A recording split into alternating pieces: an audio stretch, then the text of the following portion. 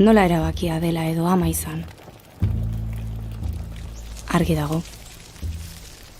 Ama eta gero amama.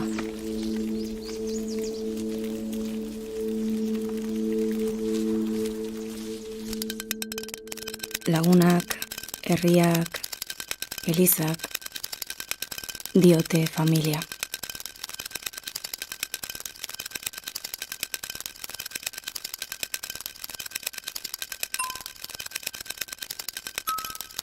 Bera ama, eta gero amama.